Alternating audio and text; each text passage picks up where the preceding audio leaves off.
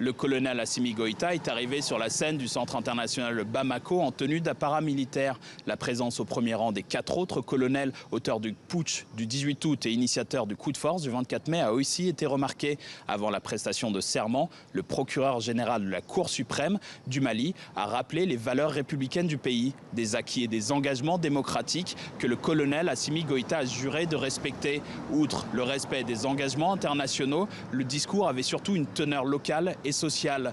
L'annonce de la réduction du train de vie de l'État a largement été applaudie et saluée. Il a également été instruit au prochain gouvernement d'engager des discussions avec les partenaires sociaux et les syndicats. Une tâche dévolue à Choguel Maïga, longtemps pressenti au poste de Premier ministre. Son décret de nomination a été lu tout à l'heure au niveau de la télé nationale.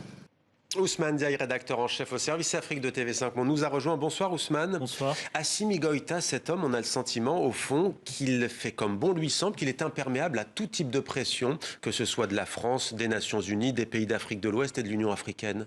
Je ne crois pas, il faut se méfier de l'écume des jours. Aujourd'hui, c'est le grand jour d'investiture, etc. Mais dans le fond, en fait, il est obligé de composer avec le M5.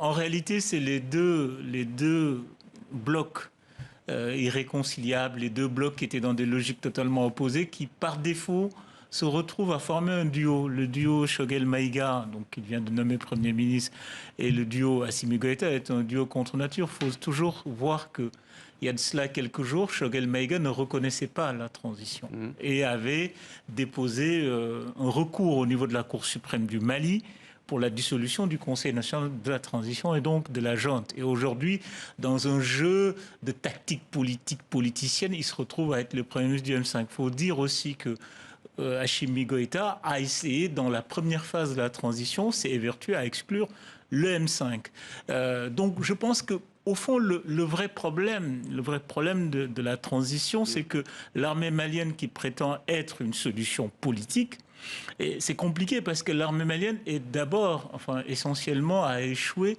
dans sa mission première, qui est de protéger les populations civiles. L'armée malienne est une armée qui est en échec dans sa mission première. Donc la question, c'est comment une armée qui est en échec, du point de vue de sa mission, qui est une armée désorganisée, déstructurée, défaite, peut sortir le Mali de cette ornière. Au Sahel, et prendre les rênes du pays. Ousmane, une question qu'on se pose aussi, il se dit que cet homme, au fond, est plutôt soutenu par les Maliens. Il faut prendre des précautions. Premier point. Deuxième point, est-ce que derrière les remontrances, les suspensions de l'UA, de la francophonie, de la CEDEAO, est-ce qu'au fond, des acteurs comme la France, finalement, ne se satisfont pas de cet homme le temps de la présidentielle de l'an prochain?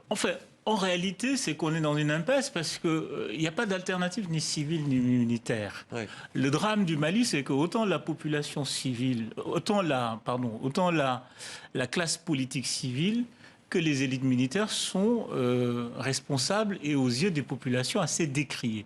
Donc on est dans une forme d'impasse où toutes les élites maliennes ont, au fond, participé à cette sorte d'État failli auquel on aboutit, qui, je le rappelle, et c'est très important, est le processus, est le produit d'un long processus qui s'est dégradé bien avant l'arrivée du djihadisme. L'État malien était en décomposition bien avant l'arrivée du djihadisme, bien avant les interventions extérieures, même si les interventions extérieures et le djihadisme ont été un facteur aggravant.